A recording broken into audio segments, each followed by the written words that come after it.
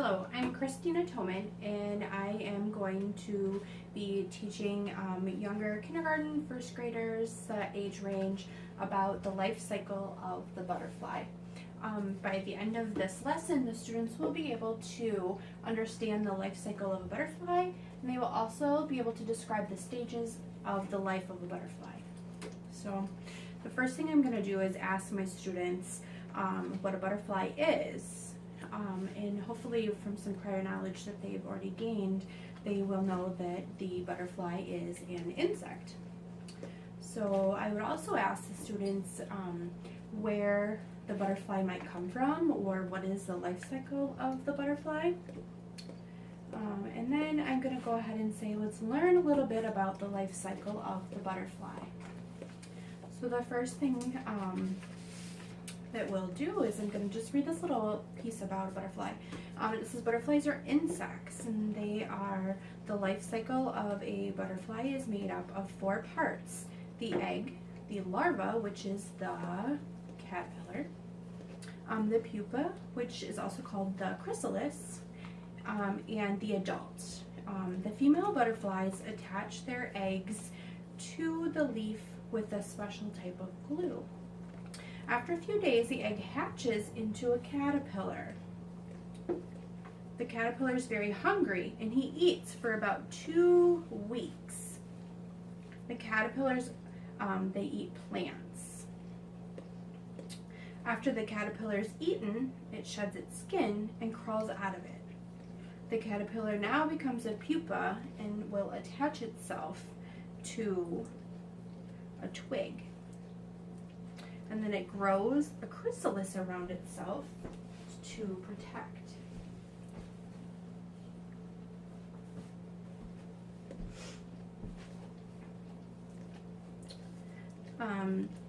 The very last stage is for about a week until the adult butterfly breaks the chrysalis.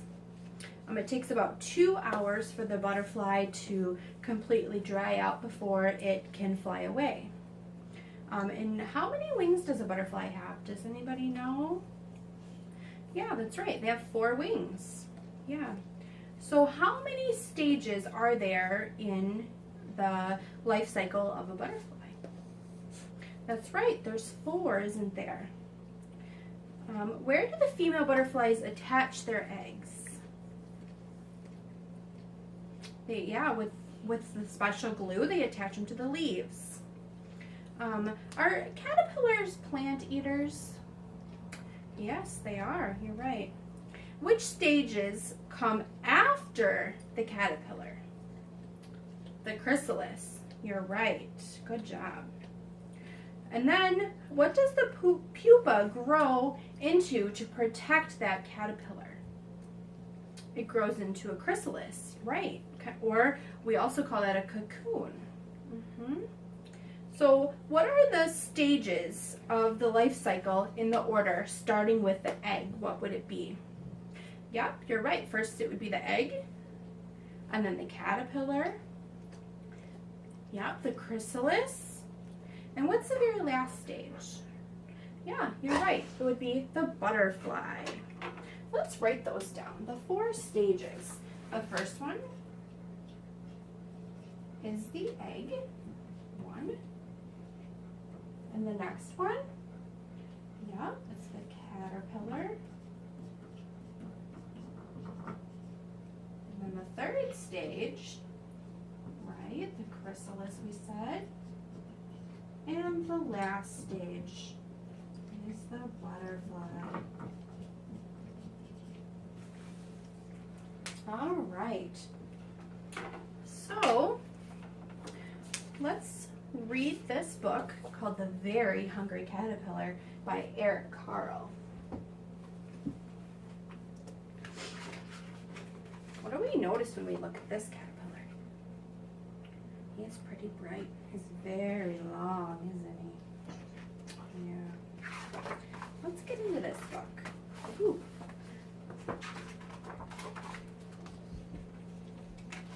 The Very Hungry Caterpillar by Eric Carle.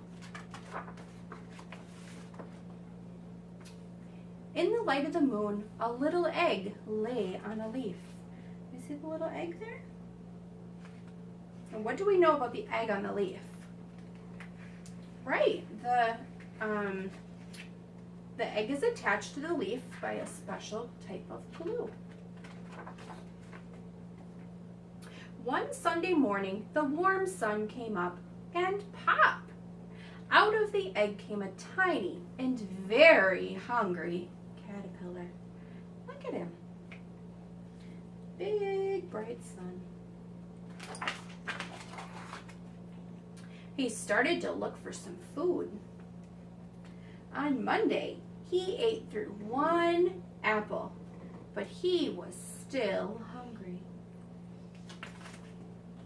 On Tuesday, he ate through 2 pears, but he was still hungry.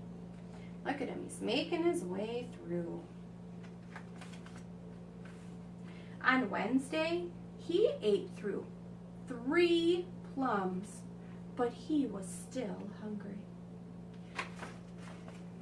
On Thursday, he ate through 4 strawberries, but he was still hungry. On Friday, he ate through 5 oranges, but he was still hungry. How much do you think that caterpillar can eat? That's a lot for a little caterpillar, isn't it?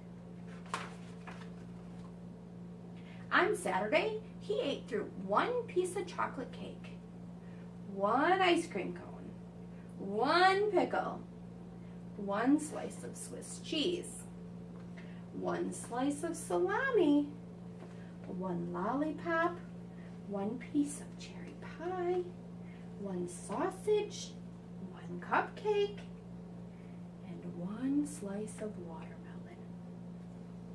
That night, he had a stomach ache. Do you think you'd have a stomach ache if you ate through all those things in one day? Yeah. Let's see. The next day was Sunday. The caterpillar ate through 1 nice green leaf. Look at that. He ate all the way through it. And after that, he felt much better.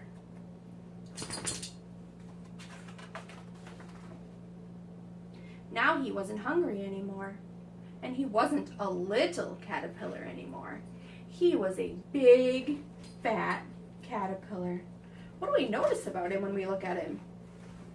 Yeah, he's gotten really plumper, hasn't he?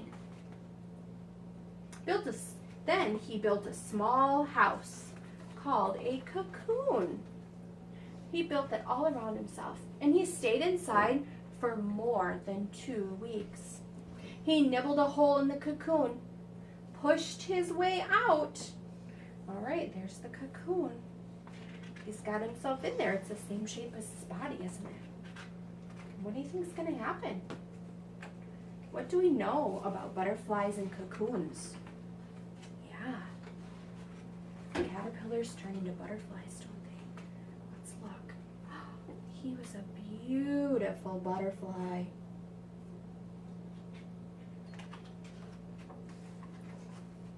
Good job. All right. So what are some things we noticed in the story? Yeah, the caterpillar went through each cycle. Right. So now what I'd like to do is just watch a little video of a real butterfly life cycle.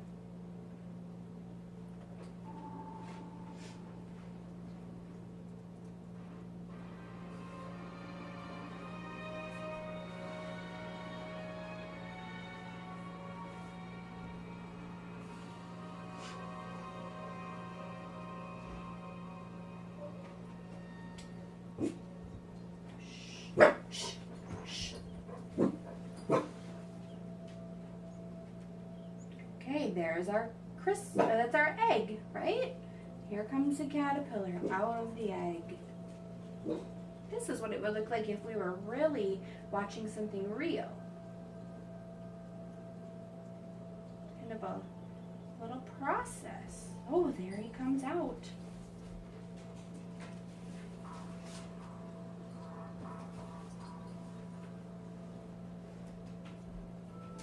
There's the caterpillar. He must be looking for all the food now because when they come out of that egg, they're sure hungry, aren't they? Oh, look at him. He's eating through a leaf. Just like they did in here. Look at that. It's kind of the same. Oh, look, he's building his cocoon, his chrysalis.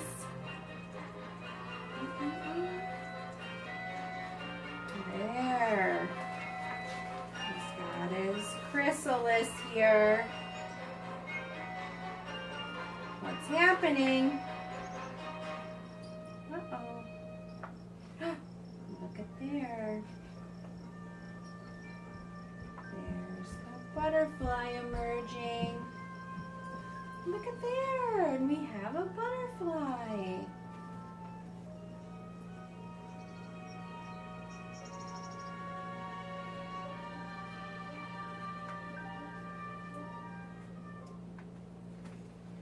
All right. So, let's just review here. If we're going to make our own life cycle of a butterfly, which is something we're going to do today, but first of all, I'd like to do a diagram with you so we can talk about the life cycle of the butterfly. So what's the very first step? What do we have? Yeah, we have the egg, don't we? What would the next step be? Yeah, we have a little caterpillar, right? We can make a couple little ovals together. Yeah. And then what comes next? Yeah, the chrysalis, right?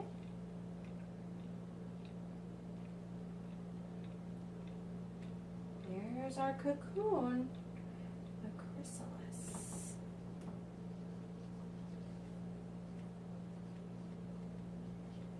Also known as a cocoon. Right. What's the very last stage? Yeah, you're right, the butterfly. And how many wings does the butterfly have? Yep, you're right, 4. Good job. So today what I'd like to do is go ahead and make our own little project, our own replica of the butterfly life cycle. So the first thing we're going to do is I'm going to hand out these little wheels I made. And they already have the egg and the caterpillar and the chrysalis and the butterfly on there for us. Okay. Then you're each going to get a piece of blue paper that we're going to glue that down with. Alright, let's just get that glued down.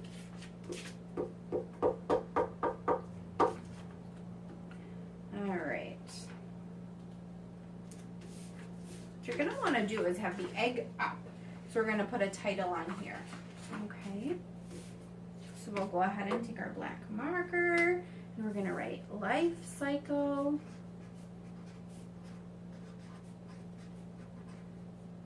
of the butterfly.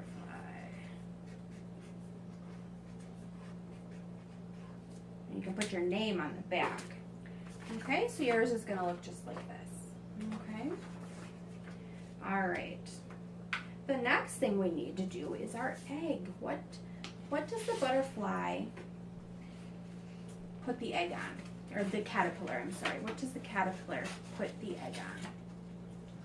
Yeah, a leaf, right? So I want you to take your green paper and just cut out a little leaf. Doesn't have to be very big.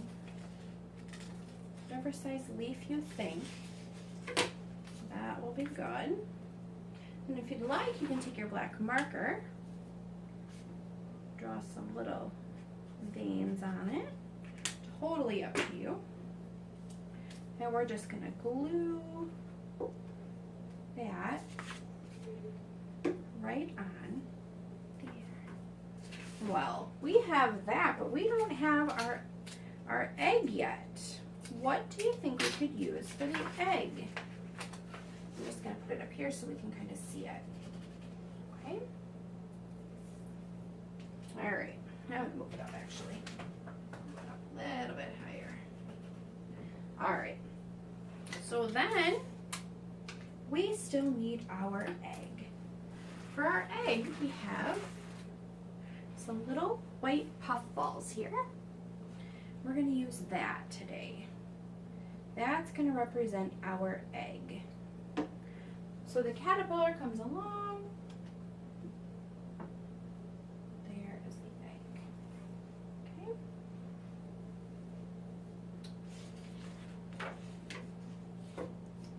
All right, so next we are going to make our caterpillar. I'm going to choose blue and white. And I'm just going to twist this up. You can pick whatever colors you'd like. It's totally up to you. This is going to be my caterpillar. Okay, and cut it off. And we will wrap it around a marker.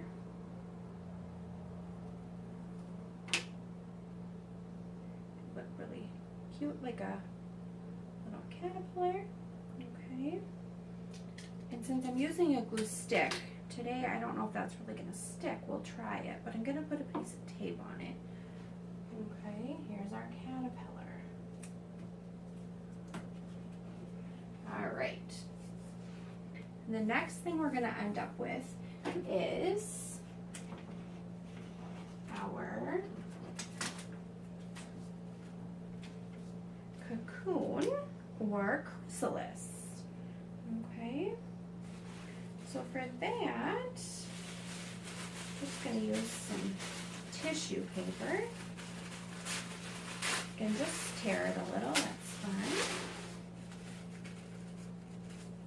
We're going to just twist it, twist the end nice and tight. Does that kind of look like a cocoon? Kind of, huh? All right. Then what did you notice the caterpillar built his cocoon on? Yeah, a stick. And here I have a stick. Okay, I'm just going to make it a little smaller. And I'm going to tape the stick on as well today. So there is that. And here's our little cocoon, chrysalis attached. Okay. And what's the very last stage? Yeah, the butterfly. You can pick another color, any color you'd like is fine. I'm just going to cut a little piece here. Doesn't have to be perfect. And then squeeze it in the middle. And I'm just going to use this blue one here.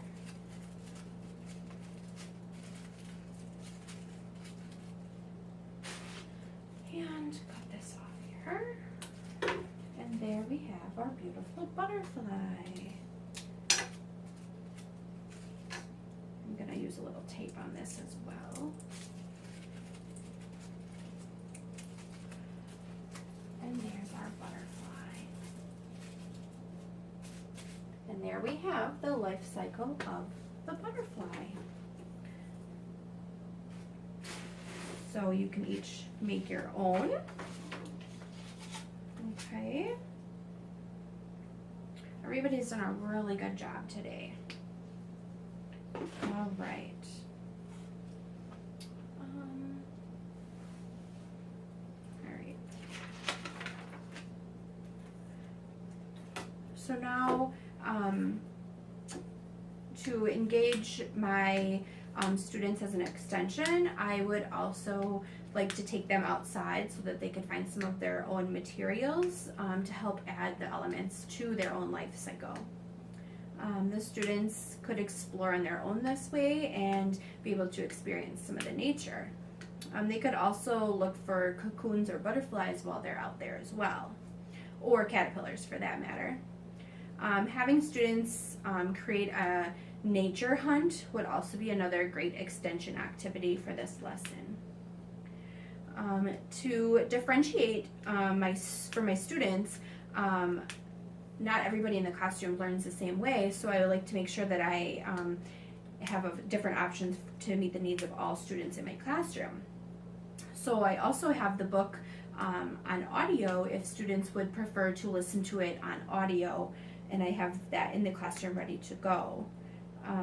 Once the students are done with the audio, I would sit down with them and just kind of have a little discussion and see if they were able to understand the key vocabulary words, which I've got also listed up here as part of the lesson.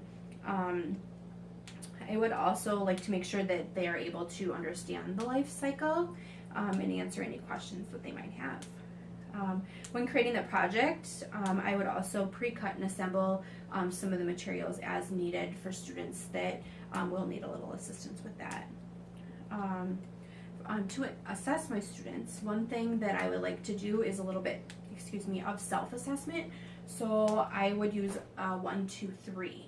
The first thing I would say is that a 1 means that I understand it, a 2 means I understand some but not all of it, and a number 3 means, whoa, I need some help, let's review. So the first thing I would do is ask my students, raise your hand if you're a number 1, raise your hand if you're a number 2, and then lastly if you're a number 3. After that, and for the rest of the class period, I would have my number 1s for sure complete a writing activity based on the life cycle of the butterfly. I would have them use this template to help them get started. It simply has the topic sentence, what they're writing about. First, next, then, finally, and then a closing sentence. And this is just simply restating what they learned today. Those who are a number 2 can make a choice if they feel comfortable with going ahead and working on this, and they can write on here, or they can use this template and they can write it in their science journal. And then my number 2s can make a choice if they want to do this or if they would like to review a little more. My number 3s and whichever 2s want can join me then, and we will just review a little bit more and go over the topic a little bit so that they all have a good understanding of what is the life cycle of the butterfly. One other thing I would like to do when I'm working with my students as a whole group is, as I'm asking questions, I would like to use the wait time to allow all my students an opportunity to stop and think and respond, because not all students know the answer right away. Sometimes it takes them a few minutes to think. So, and I think that's it for my lesson of how the life cycle of a butterfly works for ages kindergarten.